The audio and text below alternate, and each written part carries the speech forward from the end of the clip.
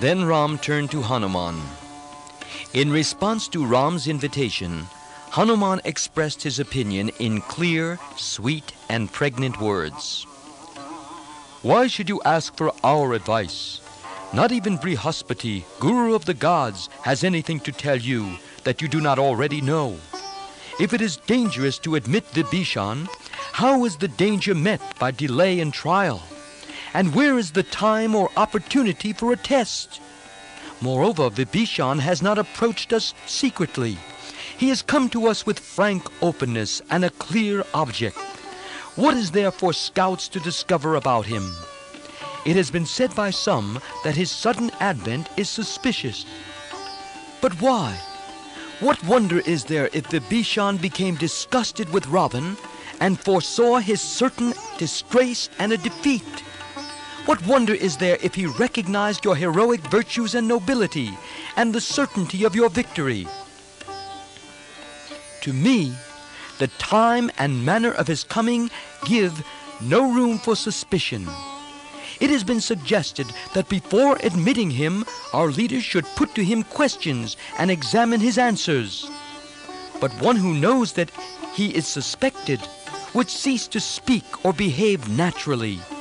He would be afraid that we are out to find only faults in him, and thus his real nature will not be revealed. I see no cause for suspicion in the face or speech of this Rakshasa suppliant. His carefree looks disclose a guiltless heart. The wise say that the face is a perfect mirror of the heart.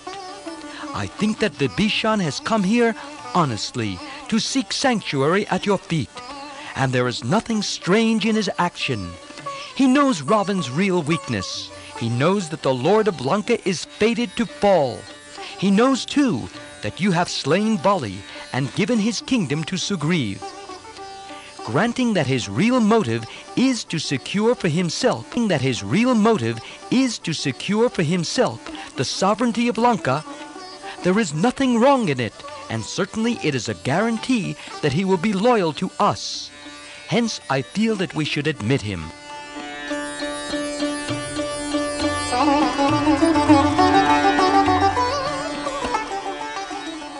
The Vanar chiefs thus differed in their views.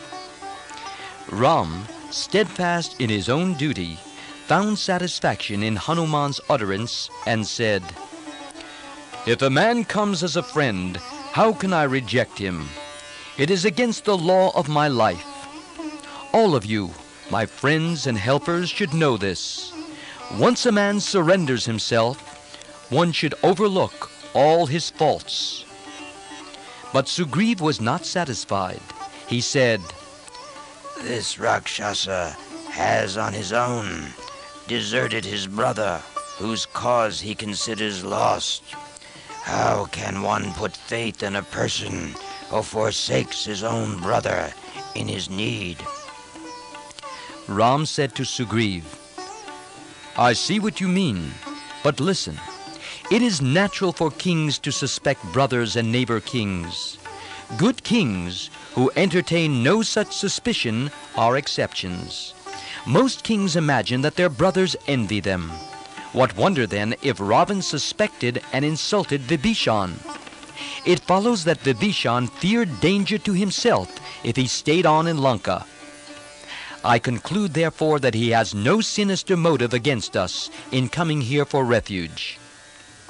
Let us go further and grant that he has eyes on the kingdom, expecting Ravan's defeat at our hands. Even in this ambition, there is nothing wrong. We can't expect all people to be like my brother Bharat. Having said this, Ram was silent for a moment, lost in remembrance of Bharat's selfless love.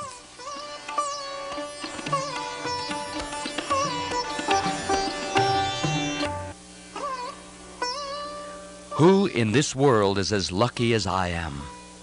Who has a brother like Bharat? And what a father I had! His love for me was so great that his life fled when I came away to the forest. And who else is blessed like me to have friends such as you? Having spoken thus, He wiped the tears in his eyes and went back to the subject on hand. I see no point in the argument that Vibhishan will forsake us as he has forsaken his brother. He had cause for forsaking his brother, and can have none for leaving us. We do not want Lanka, and if, as is natural, he wants it, he can get it only through our victory. From the point of view of policy, it would be a mistake to reject Vibhishan. But there is a stronger reason. When one comes to me for refuge, I cannot reject him. This is my duty. It does not matter if, as a result of this, I suffer. Even at the cost of life, I must do this duty of mine.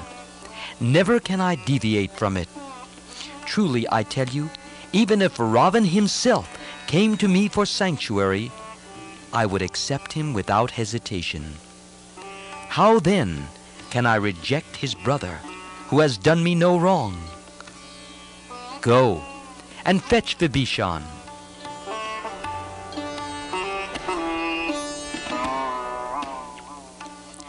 Then Sugriv said, My Lord Ram, it is wonderful how clearly the right way stands out when you speak.